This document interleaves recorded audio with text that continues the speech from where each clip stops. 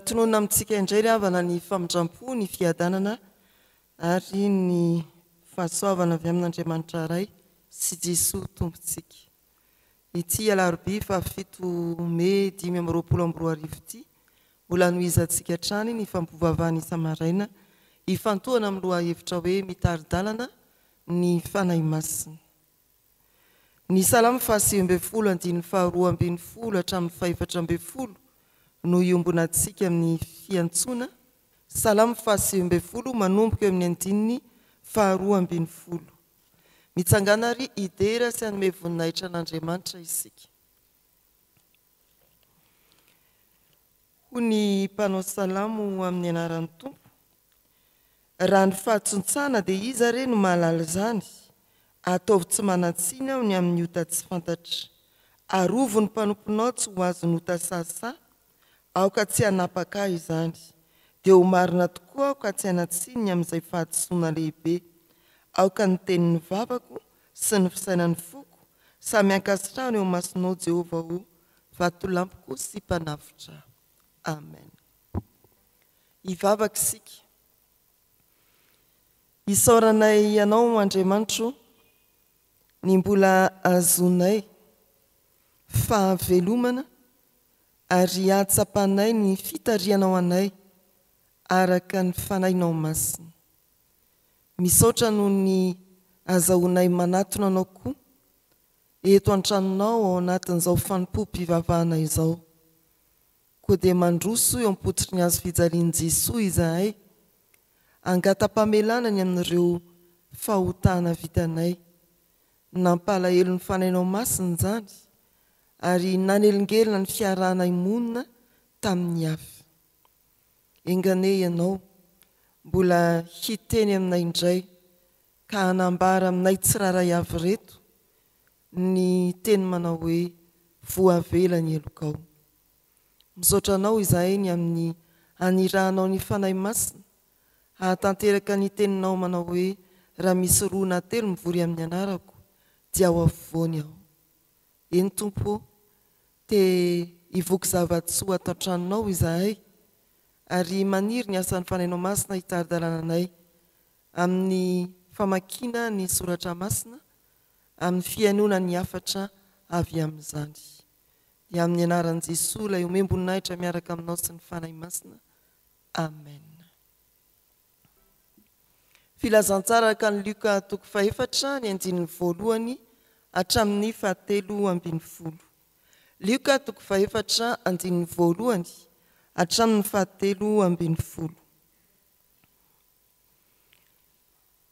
Amin'ny anaran'ny Tompo, ary Jesosy feno ny fanahy masina dia niverina avy tany Jordana, ary nentiny fanatanany efitra 40 andro izy, ka nalainy ny devoly fanahy, ary tsy nankanina akory izy tamin'izany andro izany, ka rehefa tapitra izany dia nona izy. Ary hoy ny devoly taminy, raha zanak'Andriamanitra ianao, teneno io vato io mba ho tonga mofo. Fa Jesosy namaly azy ka nanao hoe, voasoratra hoe, tsy mofo ihany no iveloman'ny olona. Ary ny devoly nitondra azy niakatra, dia naneo azy indray mpimaso ny fanjakana rehetra amin'izao tontolo izao. Dia hoy ny devoly taminy, omeko anao izao fanapahana rehetra izao mba amin'ny voninahiny, fa efa natolotra ahy izany ka izay tiako no omeko azy. Koa raha hiankohaka eo anatrehako ianao, dia ho anao avokoa izany rehetra izany. Fa Jesosy namaly ka nanao taminy hoe, voasoratra hoe, Jehovah Andriamanitrao no iankofanao, ary izy irery ihany no otomponao. Ary nitondra azy nakany Jerosalema izy, dia nampitoetra azy teo an-tampony tempoly ka nanao taminy hoe, raha zanak'Andriamanitra ianao, mivariana ny ambany ihany, fa voasoratra hoe, izy andidiny anjeliny ny aminao mba hiaro anao. Ary eny an-taniny no hitondran'ireo anao, fandrao tafitoina amin'ny vato ny tongotrao. Fa Jesosy namaly ka nanao taminy hoe, voasoratra hoe, aza maka fanahy ny Jehovah Andriamanitrao. Ary efa natapitra izay fakapana rehetra ny devoly, dia nandao azy izy aloha. Amen. Ray masonao, manamasinana amin'ny fahamarinana, ny teninao no fahamarinana. Amen. Dia mbola hitombo ao anatsika ny ry-havana ny famindrampo sy ny fiadanana avy amin'ny fahalalana tsara an'Andriamanitra sy Jesosy Kristy tompontsika. Arak'izay efa novakiana teo dia ny filazantsara ka ny Lioka toko faefatra andininy 7:20 indray no iaona amin'ny tompo amintsika amin'ny fandaharana mofonaina. Ary ny fanainy dia hitari-dalana antsika tokoa, mbola hahatakarantsika ny sitrapony ka iainantsika izany sitrapon'Andriamanitra izany. Filazantsara araka ny Lioka toko faefatra andininy 1 hatramin'ny 7:20. Fa avahantsika ny tsenjery mofonaina amin'ity volana ity dia ny Lioka toko faefatra andininy 4. Lioka toko faefatra ny andininy 4. Ahoana ho ny vakan'ny soratra masina? Jesosy namaly azy ka nanao hoe voasoratra hoe tsy mofo ihany no iveloman'ny olona. Fakapana voalohany izay naroso ny Satana manoloana ny Jesosy tany anefitra dia ny hanova ny vato ho mofo, satria voalaza ny soratra masina hoe nalefa tany anefitra 40 andro 40 alina izy, alainy devoly fanahy, mifady ihany izy kanona. Rehefa mandindinika ny Baiboly sika ry-havana dia ny fakapana ny sakafo no anisany tena nitera-doza teo amin'ny zao tontolo zao. Manomboka an'izany ny ao amin'ny Genesis toko 13, ny fakapanana roson'ny devoly mikasika ny fihinanana ny azo fahalalana ny tsara sy ny ratsy. Dia ny hinana tokoa fa tsy naharesy izany ny lehilahy sy ny vehivavy voalohany. Ao amin'ny Genesis toko 15:20, ny fakapanany sakafo ny amin'ny Esau sy Jakoba. Esau izay nivarotra ny fizokiny tamin'ny sakafo izay vilany, ka nahatonga ny tantaran'ny zanak'Israely sy ny Edomita hatramin'izao mbola mifanjevo. Ny fifandrafiana ao amin'ny taranaka Jakoba sy Esau. Israely taranaka Jakoba, Esau ilay atao hoe Edomita. Ny Exodosy toko 20, tantaran'ny mana nomen'Andriamanitra ny zanak'Israely tany anefitra. Ny monomonina ny zanak'Israely fa tsy hisy hanina, olana ara-tsakafo izany, dia nanome ny tompo. Ny monomonina ny zanak'Israely ao amin'ny toko 17 Exodosy fa tsy nisy rano sotroina dia nanome ny tompo. Any amin'ny Matio toko 9 dia tadiditsika tsara ny fampianarany amin'ny hoe aza manahy ny amin'ny hoaninareo, ny amin'izay hosotronareo, ny amin'izay hotafianareo. Ary misy fehiteny manao hoe kaltsao aloha fanjakan'Andriamanitra sy ny fahamarinana dia nampoanareo ny zavatra rehetra.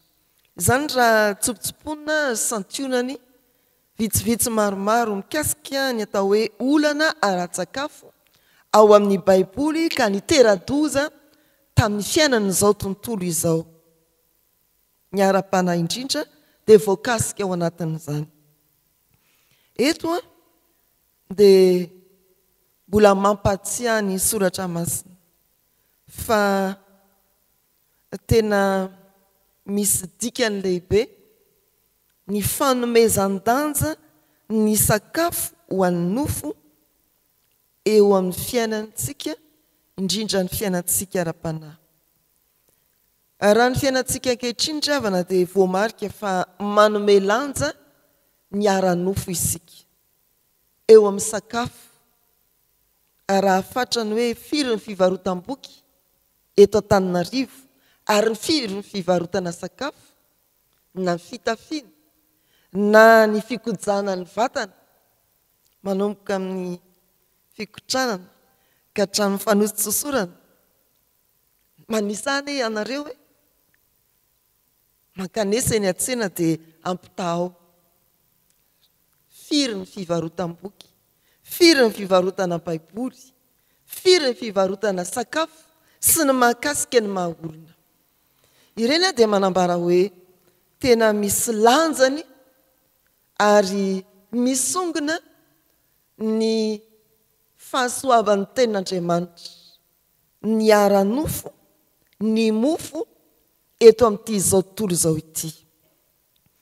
Ravana malala rehetra amin'ny tompo, izao andiny tsoratra masin'izao Lioka 4:4 dia mampanontany antsika hoe inona ary ny tiany Jesoa ambara ny amin'izany.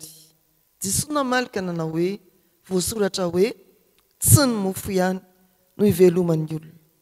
Inona ny tiany Jesoa ambara amin'izany ary ahoana ny fitarian'ny fanahy masina antsika ny amin'io andiny tsoratra masina io.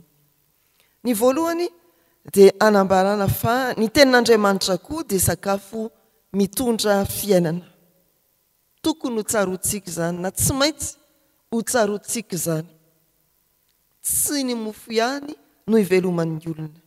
Ny Deutéronomie izay tsy ahivon'ny tompo eto moa dia mitohy amin'ny hoe fa ny teny rehetra alokin'ny vavan'Andriamanitra.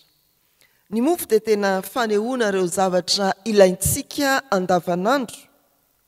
Tsy hoe fotsiny ny sakafo na ny mofo ara-bakiteny fa mahakasika koa ny fitafiana, milaza koa izay tena ilaintsika amin'ny fampandehanana ny fiainantsika amin'ny maha olombelona antsika. Fa tsy ampy izany, tsy izany fotsiny, ary lazaina koa hoe tsy io no fototra fa ny tenin'Andriamanitra. Raha raisina ilay Deutéronomie 5:7. Tsy mofo ihany no iveloman'ny olona fa ny teny rehetra alokin'ny vavan'Andriamanitra. Matoa isika ry havana miasa dia miombon-kevitra ny maro manao hoe io ny fivelomako, io ny kapokako.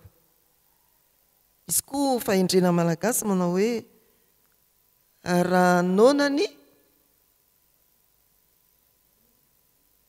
inona? Raha nonany kibo, fa raha ity soratra masina ity dia tehiteny amintsika hoe raha nonany fanahy dia mivezivezy ny kibo. Izany ity soratra masina ity ry havana. Tsy mofo ihany ny iveloman'ny olona fa ny teny rehetra alokin'ny vavan'Andriamanitra. Ary mario eo amin'ny fiainantsika andavanandro fa ny mampitotototo antsika hitady izay ivelomana, hanaovantsika ambany zavatra ny fanahy dia satria tsy ampy ny fivelomantsika ara-panahy. Ilay tokony atao ambony zavatra lasa atao ambany zavatra. Nona ny fanahy ka dia mitotototo izao tontolo izao. Io ilay Matthieu 5:7 tsy ahivona teny am-piantohana manao hoe katsao aloha ny fanjakany sy ny fahamarinany dia nampoanao ny zavatra rehetra. Mbola verina ny fampianarana manao hoe indraindray dia mahagaga fa ny gado no mahdodina antsika. Aiza nisy hoe hividy zavatra dia tonga dia aiza aloha ny gado, ameo aloha ny gado. Katsao aloha ny fanjakan'Andriamanitra sy ny fahamarinana fanampy ny zavatra rehetra, gado ny zavatra rehetra. Fa isika dodina amin'ny mofo ka rehefa avy ny fakapanahy tsy fisiana dia tena adino tanteraka ny ara-panahy. Jesoa feno ny fanahy masina ary feno vavaka tany anefitra no nahavita namaly ny devolo manao hoe tsy mofo ihany no iveloman'ny olona. Ry havana malala rehetra amin'ny tompo, raha mitarika antsika ny fanahy masina ka mametraka antsika eo amin'ny tsy fisiana na ny fahasahiranana samihafa miteraka ny hoanana, tsy mahalavorary ny ara-nofontsika arak'izay eritreretintsika dia aza tonoina fa izany fanahy masina mitarika antsika izany dia mampandinika antsika ny hoe raha tsy lavorary ary ny fiainana ao ara-nofo sao tsy ny tsy fisiana ny fototra izany fa ny tsy fisiana ny tenin'Andriamanitra eo amin'ny fiainana indrindra. Tsy mofo ihany no iveloman'ny olona fa ny teny rehetra alokin'ny vavan'Andriamanitra. Ny faharoa ny tenin'Andriamanitra no toky avelona antsika. Na dia mosarena mafy azy Jesosy, tsy nanaiky ny fakapanahy anovany vato ho mofo izy. Dia ahoana isika? Matetika dia mamatotra antsika tokoa ny fitadiavana izay avelona. Ary amin'ny fomba rehetra, na dia amin'olona azy zany, hitadiavana izay avelona amin'ny fomba rehetra, na dia aminona ny hafa azy zany. Aminona antoka ny hafa, sika miady varotra mitatsaha io ny mamono antoka ny tatsaha. Mitady izay avelona antsika sika dia mamono antoka ny hafa. Mitady izay avelona antsika, ireo teny efa zatra amin'ny fiainan-dratsy dia mahavita mandatsatra. Fa raha tena mitady izay avelona antsika sika ry havana, ny antoka amin'izany dia ny tenin'Andriamanitra ihany. Ary izao no tenin'i Jesosy any amin'ny Jaona 9:5-10. Izao no mofo velona nidina avy any an-danitra, izay manatona tsy honoana intsony. Fototry ny fahavelomantsika, toko ho an'ny fahavelomantsika, antoka ho an'ny fahavelomantsika, tsy izay ho an'ny nofo mety roa ihany, fa ho an'ny fanahy indrindra koa ka hiantoka ny fahavelomantsika mandrakizay. Ny tenin'Andriamanitra ry havana, aza adinoina ny mandray ny tenin'Andriamanitra, hamana ny fiainanao, hahavelonanao mandrakizay. Ireo ry havana ny hafatra izay tokony heverintsika. Ny fiainantsika ara-nofo dia tsy miorina na mifototra amin'ny fitadiavana izay avelona ara-tsakafo, ara-pitafiana, fa miorina indrindra amin'ny fitadiavana izay avelona ny fanahinao. Ny fiainantsika indrindra, ny fiainantsika mandrakizay, ilay fahavelomana faharoa ao aorianan'ny fahafatesana, dia miankina indrindra amin'ny tenin'Andriamanitra. Ilay Jesosy tonga nofo, ilay mofo velona nidina avy any an-danitra. Koa dia raiso ny tenin'Andriamanitra, tsy ho variana fotsiny hikatroka amin'ny asa fivelomana mba hahita ny vary arotsaka na ny laoka ilaofany sika raha no isotroana, fa tena hododina anao fototra ny fiainantsika ny tenin'Andriamanitra. Voasoratra hoe tsy mofo ihany no hivelomany olona. Amen. Ivavaka isika. Hevery tompony olona velona sy manana fiainana feno, dia tsy izay voky hatrany atenda akory, fa izay manaiky tarihan'ny fanahinao masina, anome lanja ny teninao Andriamanitra. Misaotra ny amin'ny nanomezana ho anay modely teo amin'ny fiainanao Jesosy Kristy, izay na dia voamarika aza fanoana noho ny 40 andro tany anefitra, dia tsy nataonao inona akory ny fahefanao afaka manova ny vato ho mofo, fa noresenao ny fakapanana rosony devolo momba ny sakafo, ka dia rava ny hevin-dratsiny. Maniry izahay ary manantena ny asan'ny fanahinao masina hitary-dalana anay, mba handresenay ny fakapanahany fitadiavana tsy araka ny sitraponao amin'izao fotoana tena sarotra izao. Maniry izahay mba hotarianao amin'ny fanahy masina, atonina valiteny mandresy ny hevitry Satana eo anatrehan'ny fakapana maro izay manodidina anay. Maniry izahay ry Tompo, mba hiasanao sy hotarianao amin'ny fanahy masina, anao ho zava-dehibe ny famokisana ny fanahy amin'ny alalan'ny teninao isan'andro. Dia tanterahanao amin'ny fotoana toy izao zany, omenao anay koa raha manokatra ny Baiboly izahay, any amin'ny toeram-piasana, any an-tokantrano, na any anaty fiara fitaterana samihafa.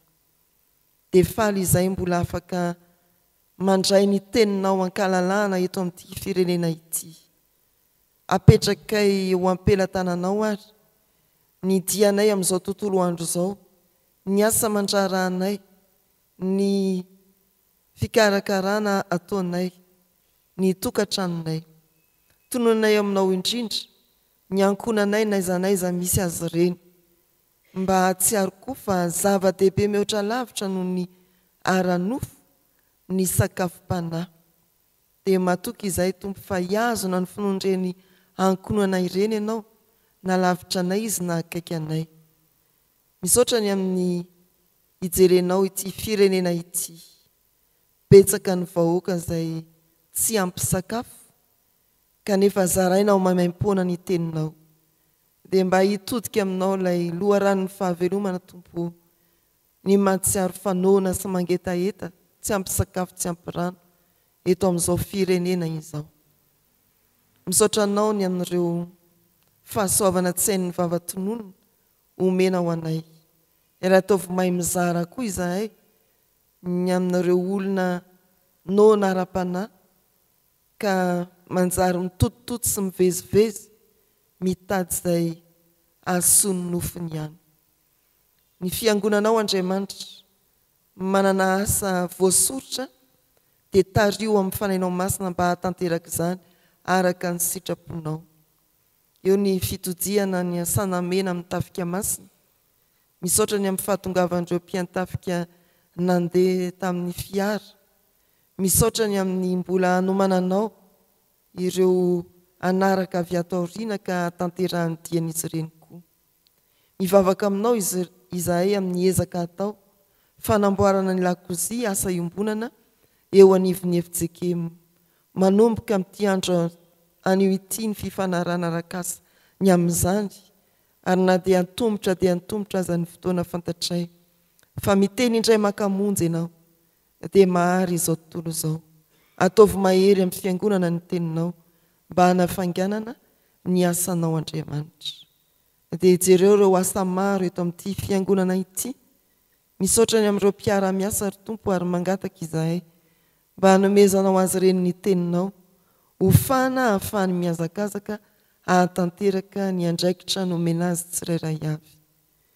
Dia tonononay izany vavaka izany homban'ilay vavaka nampianarin'i Jesosy manao hoe: Rainay izay ny an-danitra, ho amasinina anie ny anaranao, ho tonga anie ny fanjakanao, atao anie ny sitraponao ety an-tany ho tahaka ny eny an-danitra. Meo anay io izay nasahanao anay, ary mamela ny elokay tahaka ny namelanay izay meloka taminay. Aza nitondra anay mifakam-panahy, manafahanay amin'ny ratsy, anao ny fanjakana sy ny hery ary ny voninahitra mandrakizay. Amen. Raisoary ny tsodrano izay tonona sy atolotra amin'ny anaran'ny Tompo. Ny fahasoavan'i Jesosy Kristy sy ny fitiavan'Andriamanitra iray, ny hery sy ny fitarian-dalana avy amin'ny fanahy masina ho amintsika rehetra hatramin'izao sy ho mandrakizay. Amen.